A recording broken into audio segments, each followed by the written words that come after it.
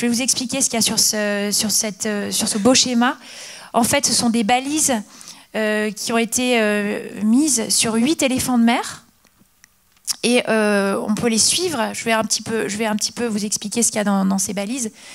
Là, pour les couleurs, par exemple, donc c'est pour la salinité, la température de l'eau, je vais y revenir. Mais en tout cas, c'est son voyage qui est intéressant. Vous voyez tout ce qu'on peut avoir comme données en termes de surface de mer et aussi sur la colonne d'eau.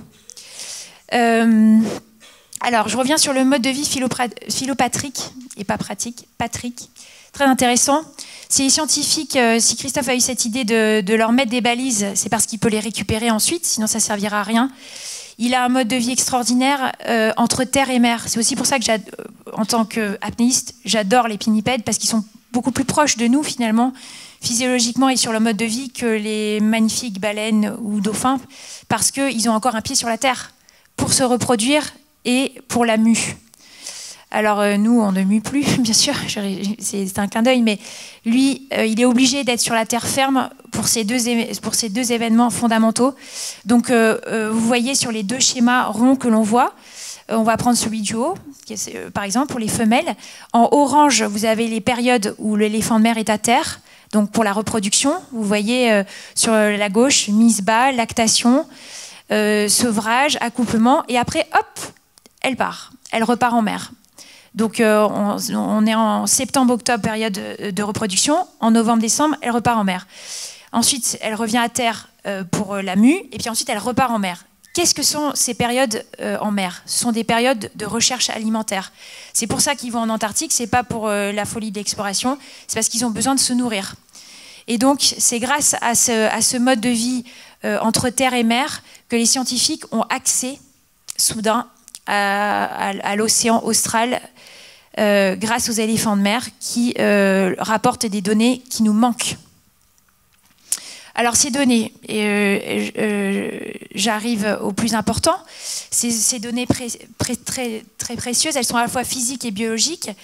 Les données physiques, c'est intéressant de vous raconter comment est-ce que l'éléphant de mer il peut nous amener des informations sur in situ, sur l'océan, la salinité, la température, grâce à des capteurs bien sûr, et même en surface avec des études acoustiques, on peut savoir la direction du vent, la force des vagues, grâce à tellement de haute technologie et à l'analyse des données. Ça, ce sont des données physiques que l'on peut avoir. Alors sur le schéma à droite, en fait, ça a l'air très compliqué, mais c'est très simple à comprendre. Vous voyez, je ne peux pas indiquer là, je crois pas. Non, c'est pas grave. Ouais. En bas à droite, vous voyez les kerguelen. Et la couleur rouge, en fait, c'est la température de l'eau. Et donc, la température de l'eau est beaucoup plus chaude au niveau des kerguelen. Et dès qu'on va arriver vers l'Antarctique, dans le bleu, vous voyez écrit la bordure de la banquise, on arrive sur du froid. Et au milieu, il y a le front polaire, qui est le mélange entre l'eau froide et l'eau chaude. Voilà le type de données que nous ramène l'éléphant de mer. J'arrive à la fin de mon exposé en vous disant qu'il nous ramène aussi des données biologiques parce que avec tous les capteurs que l'on a aujourd'hui, on peut voir grâce à la fluorescence la zone euphotique avec la zone de lumière et tout le phytoplancton. Et puis ensuite, chose extraordinaire, ils ont mis des accéléromètres dans les balises et on peut voir les tentatives de prédation au moment où il accélère pour attraper une proie. Et donc, grâce à ces données, on peut lire non seulement ce qu'il y a dans la colonne d'eau, quelle est la vie et quelle est la distribution des ressources marines. Donc je vous ai mis necton, c'est donc ce qui bouge, ce qui nage, les poissons, et le plancton, ce qui se laisse flotter. À partir de ces données d'éléphants de mer. Et tout le défi de mon film, ça va être de pouvoir le raconter, de pouvoir raconter l'histoire scientifique sur une quinzaine d'années et surtout comment montrer tout ce que je viens de vous expliquer en images pour le rendre vraiment accessible à tout le monde, y compris même aux enfants. Et c'est très important de pouvoir partager la connaissance scientifique parce qu'on prend conscience, bien sûr, ensuite, quand on voit ce genre de documentaire, de toute l'ampleur des recherches et de l'importance d'étudier l'océan austral pour comprendre, je reviens, donc en fait on fait une boucle, on revient sur les propos d'Éric tout à l'heure pour comprendre le climat à une échelle globale. Voilà. Je termine mon exposé en vous disant que cette transition écologique et solidaire, on va dire, c'est un petit clin d'œil que je fais, de passer des records personnels à plutôt une volonté de transmission du savoir et une volonté de transmission aussi des bienfaits et de tout le bonheur qu'on peut avoir d'être dans l'eau. Là, je reviens sur l'apnée, la plongée, tout ça. Eh bien, c'est une volonté de rendre à la mer ce que la mer m'a donné. Ça me semble très important. Et je pense que, comme on l'a dit beaucoup dans cette table ronde, c'est uniquement en échangeant différents corps de métier, différentes disciplines qu'on peut arriver à comprendre l'océan et à le protéger tous ensemble. Voilà.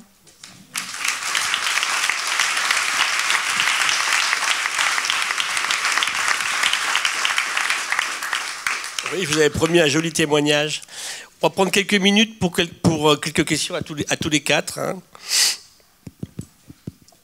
On va distribuer un micro dans la salle. Non. Questions courtes, réponses courtes, pour qu'on puisse faire intervenir un maximum de personnes.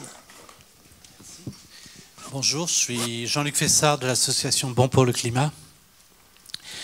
Et il est de bon ton actuellement dans le milieu écologique d'attaquer beaucoup le transport aérien.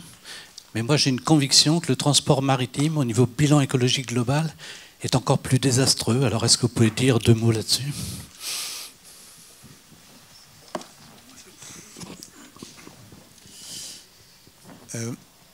Aujourd'hui, en termes d'émissions, le transport aérien est en croissance importante, puisqu'on a quelques pourcents. Alors, quelques pourcents pour l'ensemble de la population mondiale, mais en fait, quand on fait le bilan, je pense beaucoup de gens dans la salle, s'ils font leur bilan carbone, ce qui va dépasser de très loin tous les autres, c'est le bilan d'avion. Hein. On en parlait tout à l'heure. Moi, j'ai fait mon bilan personnel il y a quelques années. On le fait collectivement en tant que chercheur. Et le premier poste, c'est clairement les voyages en avion. Maintenant, il est vrai que les transports maritimes émettent aussi des particules dans l'atmosphère. Alors, il y a l'usage du fuel qui va faire du CO2, mais il y a aussi dans beaucoup de fuel lourd marin, surtout utilisé là où il n'y a plus de réglementation, c'est-à-dire au-delà des 200 000, voire même moins que ça, côtier, il y a beaucoup de soufre aussi. Et ça participe. Alors, on est en train de faire des recherches, on est en train d'évaluer l'impact de ce soufre sur le bilan radiatif. Donc il y a ces deux aspects de CO2.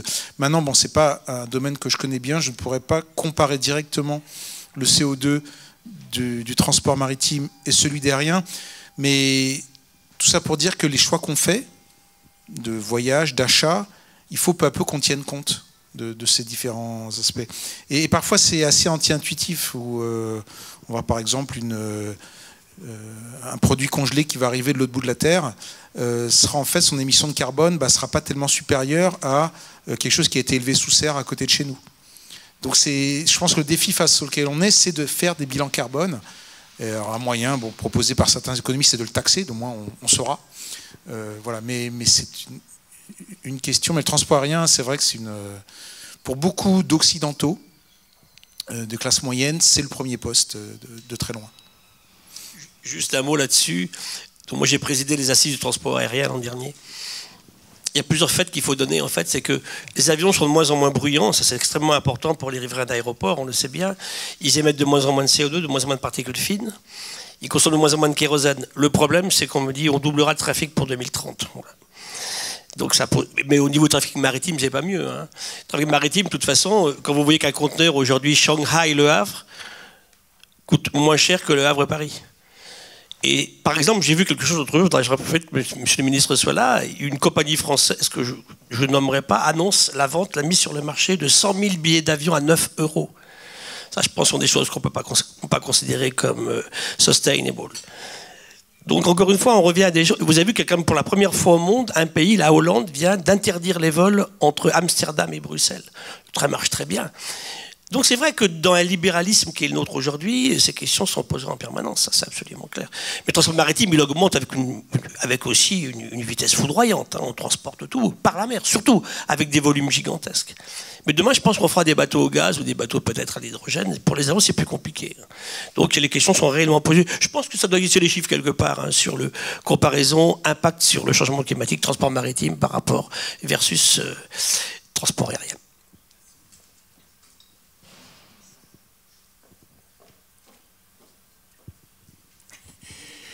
Bonjour, Charles Thune, MTES, DJTM.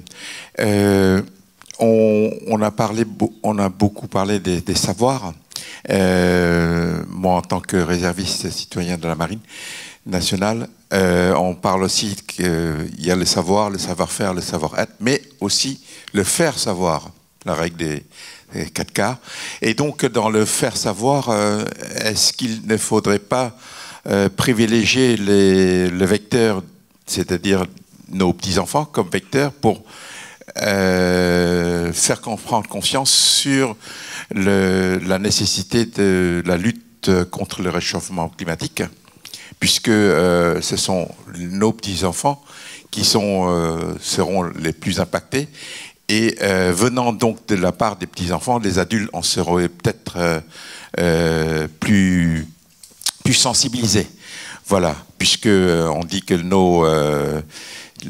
c'est pas Donald Trump l'ennemi numéro 1 du réchauffement climatique, mais l'indifférence de chacun d'entre nous. C'est une question générale. Ce qui est clair, c'est qu'aujourd'hui, vous écoutez cette jeune fille suédoise, Greta Thunberg. Écoutez ce qu'elle dit. Elle dit exactement ça. Elle nous dit, en nous regardant dans les yeux, vous êtes des égoïstes et des cyniques. Que le jour où moi, je voudrais mettre au monde un bébé, je ne pourrais pas le mettre dans des conditions correctes de réception de ce bébé sur un monde qui aura tellement changé. Et l'autre jour, à l'IPBS, on y était. À la fin, il y a eu une chorégraphie de jeunes. Ils se sont arrêtés. Ils nous ont tous regardé dans le blanc des yeux. On a tous regardé le bout de nos chaussures. Donc on est vraiment sur quelque chose, effectivement. L'autre jour, quelqu'un disait, en fait, oui, on n'a pas réussi, ils vont réussir. Non, on ne peut plus attendre une génération. Ça sera trop tard. Il faut qu'on mette le pied à l'étrier pour qu'on réagisse aujourd'hui. L'autre jour, j'étais avec Nicolas Hulot, qu'on connaît bien ici, à la COP des baleines, c'est à Valence, en Espagne. Une gamine qui avait 16 ans, élève d'un lycée français à l'étranger sur les rives de la Méditerranée, lui a dit, mais écoutez, monsieur le ministre, arrêtez de nous refiler la patate chaude. Donc c'est vrai qu'on est sur quelque chose de très concret, qui nous concerne tous, en tant que parents, en tant qu'enseignants. Moi, aujourd'hui, ce qui me fait beaucoup de mal, parce que tout à l'heure, j'ai dit, il nous faut non seulement des connaissances, mais d'esprit critique. Et je trouve qu'en ce moment, ce qu'on met en place dans les lycées en France, en matière de diminution drastique des sciences de la vie et de la Terre, c'est catastrophique pour qu'on puisse développer chez nos jeunes ces capacités à avoir l'esprit critique, pour qu'ils puissent analyser tout ce qu'on a évoqué depuis tout à l'heure.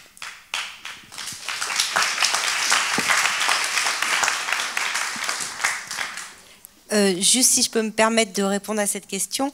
Alors évidemment, les enfants sont très importants. Je voulais juste signaler quand même ce qui a été fait en France, qui est une première et qui est première mondiale, hein, les aires marines éducatives, qui est quand même un système de permettre aux enfants, je vous ai parlé d'espace politique, d'espace organisé, de permettre aux enfants de gérer un territoire.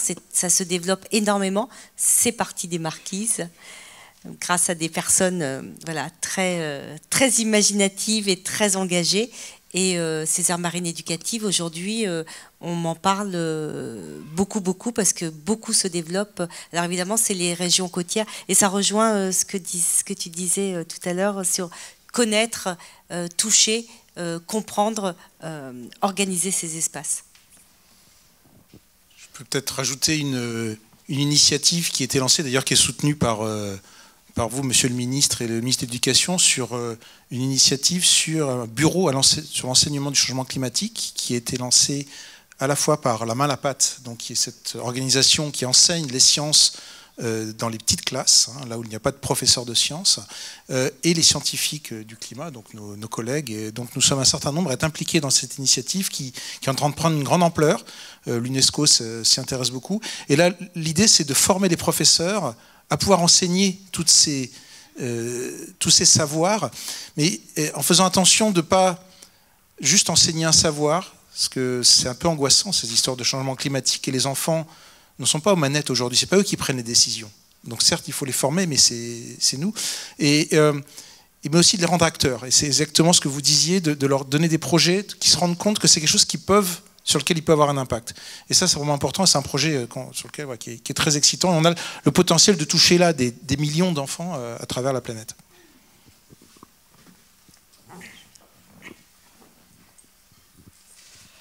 Je vous remercie pour vos interventions qui étaient intéressantes et je peux souligner que les activités humaines et les connaissances ont un impact sur les extinctions d'espèces marines et sur l'acidification de l'océan et en jetant du plastique, on détruit tout.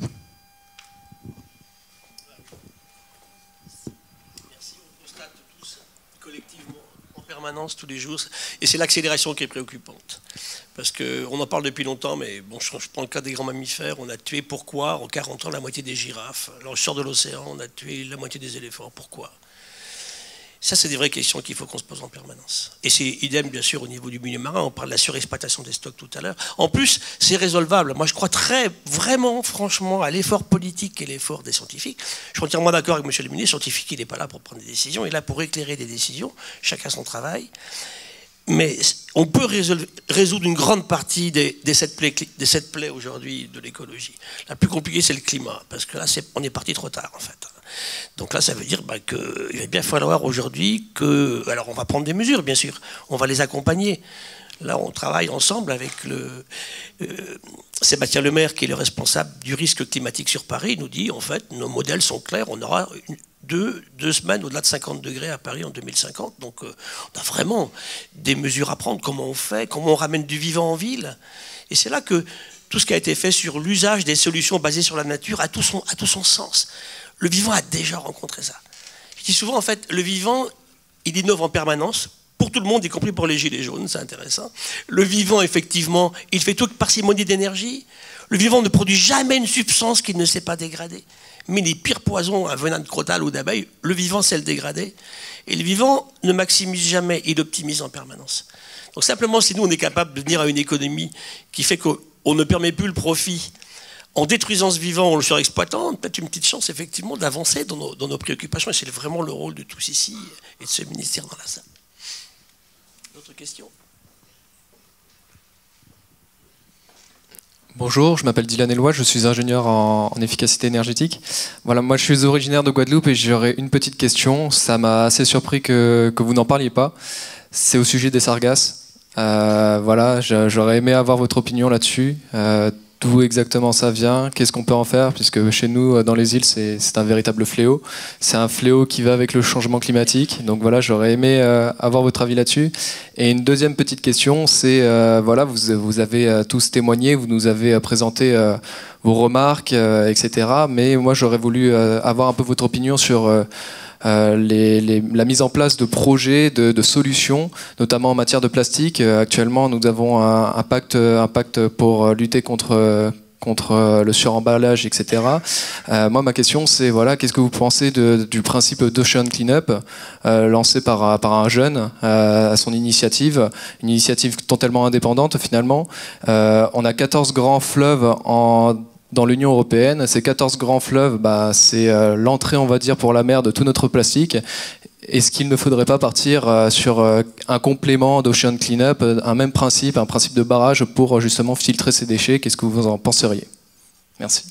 Sur les sargasses, bon, il y a un travail qui est en cours, qui est soutenu par le ministère de la Recherche et le ministère de l'Environnement. C'est l'IRD qui est moteur là-dessus. Il y a plusieurs raisons. Il y a d'abord une déforestation au Brésil, d'abord, qui est très importante sur ces questions-là. Mais vous avez raison, le problème est en train de s'amplifier de façon incroyable. J'étais au Mexique, du côté de Cancun récemment, c'est dramatique. Des chaînes d'hôtels qui ferment, les gens ne vont plus pouvoir. Des gens qui vont en Martinique ne peuvent plus y aller. Donc ça va en fait de la pointe du Yucatan, en passant par la Guyane jusqu'aux côtes du Brésil, en fait. Donc cette prolifération incroyable, c'est des milliards de tonnes de macroalgues qui sont hyper produites parce qu'on a en fait enrichi un milieu marin de façon absolument effroyable. Ce sont des excès d'eutrophisation. Donc là, il y a vraiment des mesures à prendre collectivement par tous les pays riverains. Donc comment est-ce qu'on gère ceci? C'est pas simple. Hein. D'abord, quelle est l'espèce? Pourquoi celle-là? Pourquoi pas une autre? Est-ce qu'il y a un mélange d'espèces? Est-ce qu'il y a une compétition entre les espèces? Comment elles se répartissent dans la masse d'eau sur toute la mer des Caraïbes, hein, qui est touchée? Il y a un vrai travail scientifique à faire. Et là, je pense que la décision politique sera prise une fois qu'on aura plus de connaissances. Mais il faut y aller, quoi. Hein. Vous vous rappelez, à un niveau beaucoup plus bas, les algues vertes en Bretagne. Moi, je me rappelle très bien, j'avais 20 ans. Hein. On avait travaillé là-dessus. On avait dit d'où ça venait. Et 30 ans après, on nous dit on va voir d'où ça vient. Enfin, donc c'est là qu'il faut regarder effectivement le manque de connaissances que l'on a. Mais vous avez raison, c'est un problème absolument gigantesque, hein, qui va être général sur toute la mer des Caraïbes. Sur les plastiques, vous savez, il y a plein d'initiatives comme celle que vous citez. Moi, je ne suis pas un fanat de les ramasser aujourd'hui. Pourquoi? Parce que si on les ramasse aujourd'hui, ils vont continuer à les libérer dans le milieu. Il faut qu'on passe à un système où demain, on ne les libère plus dans le milieu. On ne permet plus à un microgramme de plastique d'arriver à l'océan. Vous savez, c'est comme faire ramasser des déchets sur une plage par des gamins. Je ne suis pas fanat de ça. Parce que du coup, ça peut courir. C'est le type qui vit de son cendrier au bord de la route, bah, quelqu'un va les lui ramasser de toute façon. Donc là, il y a une vraie... Bien sûr qu'il ne faut pas laisser augmenter indéfiniment la question, mais il y a une vraie réaction citoyenne. D'abord, éduquer ces gens-là, et deuxièmement, faire que le plastique, il n'a rien à faire dans l'océan. Faire des plastiques, effectivement, qui puissent, dès le départ... Il y a des gens en France qui travaillent là-dessus. Le ramasser, il y a aussi, comme Plastic Odyssey, hein, qui transforme ces matières plastiques en matières premières de carburant, de fossiles, actuels. Mais on ne peut plus laisser faire comme ça. Je vais prendre un exemple tout bête. J'achète des légumes bio dans les grandes surfaces ou des fruits. Ils sont emballés dans des monstruosités de plastique. Et je dis au chef de rayon, mais attendez, là on achète un produit justement parce qu'on lui prête des vertus. La façon dont on me dit, on ne va pas mélanger un produit bio avec un produit pas bio. Ça n'a pas de sens. Donc dès le départ, aujourd'hui, il faut arrêter d'utiliser des récipients, effectivement, qui contiennent ces substances. On avait l'histoire des sacs plastiques à usage unique. Donc, ce sont des questions qui sont essentielles. Mais chaque citoyen doit intervenir là-dessus. La science, qu'est-ce qu'elle peut faire? Demain, aider la technologie, vous êtes ingénieur, à faire des plastiques qui puissent être dégradés par le vivant. Tout à l'heure, je vous l'ai dit, hein, tout profit qui est fait sur une destruction du vivant, c'est terminé. Donc, aujourd'hui, il faut trouver des substances que le vivant sache dégrader. C'est absolument essentiel. J'aimerais juste rajouter, ça me fait réagir beaucoup le plastique, j'étudie beaucoup ça. On est au ministère de la Transition écologique et solidaire et vous savez qu'il y a cette loi qui va bientôt arriver sur l'interdiction de la vaisselle en plastique et tout ça là. Donc ça c'est génial et on a besoin des lois aussi. On a parlé beaucoup des sciences, de plein de choses, mais dans des cas aussi graves, je pense qu'il faut aller vers la régulation, vers les lois et intervenir à la source du mal. Et donc je rejoins Gilles. Pour moi, Ocean Cleanup, c'est déjà trop tard. Je vais plus dans votre sens sur arrêter évidemment les plastiques dans les estuaires, mais j'irai encore plus loin. Et dans ce que vient de dire Gilles, c'est trouver des bioplastiques. Il y a beaucoup de chercheurs bretons là qui sont à fond en train de faire des plastiques avec des algues. Pourquoi pas du plastique avec les sargasses? Bien, voilà, je suis sûre qu'il y a quelqu'un qui va trouver ça un jour. Voilà, c'est ça qu'il faut faire. Il faut arrêter le mal à la source. Nettoyer le plastique, le reste, c'est un pis-aller, c'est bien, ça se donne bonne conscience, mais les arrêter aux estuaires, c'est génial, et carrément arrêter l'utilisation du plastique, c'est encore mieux. Et on a un cerveau tellement intelligent sur tout ce qu'on crée, tout ce qu'on fait. C'est sûr que là, pour le coup, je suis assez optimiste. Je pense que dans les années à venir, et avec les lois aidant, ou plutôt forçant à accélérer les choses, on va trouver des alternatives, et on est déjà en train d'en trouver. Allez, une dernière question. Last one. Qui va intervenir? Sinon, on va clore là-dessus. Bonsoir. Oui. Allez-y. Donc, je voulais juste intervenir sur une chose qu'on n'a pas vraiment parlé. Vous avez parlé de la surexploitation justement de la pêche. Et en fait, ça, du coup, la caractéristique justement du milieu marin est que personne n'en est vraiment propriétaire, comparé notamment au territoire terrestre où quand même une grande partie est privatisée. Et du coup, en fait... comment se partager ce milieu marin et finalement quels sont les prochains gros projets à ce niveau-là ou quelles sont les réglementations qui peuvent avoir lieu par rapport à soi, au-delà de, par exemple, le fait de ne plus manger de poissons, de ne plus manger d'animaux marins, etc. C'est une très bonne question. En fait, pourquoi est-ce qu'on a mis 20 COP, on a passé 20 COP sans parler de climat? Parce que personne ne vote dans l'océan, il n'y a pas de gens élus dans l'océan. On s'était posé la question à l'époque, hein, quand on regardait un petit peu ce qui se passait. Territoire de non-droit, dit-on, c'est pas exactement vrai. Il appartient à qui? Alors, on veut en faire un bien mondial. On voudrait que l'océan demain soit un bien commun de l'ensemble de l'humanité. Pourquoi pas? Ça peut être intéressant. Hein. Sur les pêches, vous savez, petit garçon, j'ai été élevé à la Pointe bretonne, dans des familles de pêcheurs. J'ai toujours eu la même question pour les marins pêcheurs. Est-ce que ton fils sera marin pêcheur? Jusqu'en 2008, c'était toujours oui. Depuis 2008, c'est non. Ce qui veut dire qu'ils sont passés à une époque où ils se rendent compte que finalement, on ne peut pas continuer indéfiniment comme ça à surpêcher. C'est gérable. Je pense vraiment qu'avec le monde de la pêche, bien entendu, trouver des moyens d'accord qui font que des stocks ne soient pas surexploités. Pêcher, c'est bien pour l'humanité. Surpêcher, c'est vraiment stupide. Donc on est vraiment sur des domaines ici où on touche à quelque chose. La légine, qui était dans une situation dramatique au Kerguelen, est un stock pas si mal géré que ça en ce moment. Mais que je vois que le bar à la Pointe bretonne soit devenu une espèce en voie de disparition parce qu'on a laissé faire des chalutiers industriels sur des zones de frayère, on est sans arrêt dans du paradoxe. Puis ce qui me gêne aussi, c'est que par exemple, on donne au système des subventions. Alors, quand le stock est bien géré et qu'on puisse débarquer ses ressources, ça me va très bien. Je ne comprends pas des subventions vers des stocks que l'on sait déjà en danger dès le départ. Donc, il y a vraiment un travail à faire avec le monde de la pêche. Je pense que c'est jouable. Je pense qu'on pourra dire la même chose sur les pesticides à terme. Hein. Pour d'autres choses, c'est vrai que comment est-ce qu'on fait sur la mer ouverte? Moi, ce qui m'inquiète le plus aujourd'hui, c'est les projets d'exploitation minérale des fonds marins. Il y a 1800 projets déposés au-delà de 1800 mètres. On avait fait une proposition il y a quelques années ici dans ce ministère, c'était même avant, où on avait dit, mettons de côté un fonds de 1000 milliards de dollars quelque part, pour que le jour, si on permet ces exploitations profondes, on puisse intervenir tout de suite. Hein, un paille pétrolier qui pète à 3500 mètres de fond, ou bien il y a des gisements incroyables dans les zones françaises du Pacifique. Tout à l'heure, on parlait des Marquises, qu'on aime beaucoup.